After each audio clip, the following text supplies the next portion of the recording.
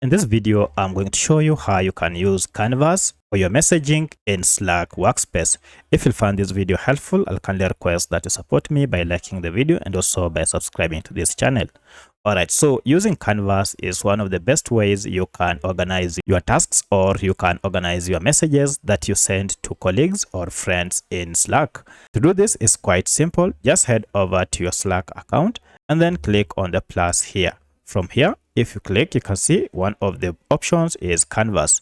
So if you click on Canvas, now you can search all Canvas here. You can use shared with you, or you can find the created by you. However, if you don't have any of the above, you can create your own by clicking on create new Canva here to create a new one.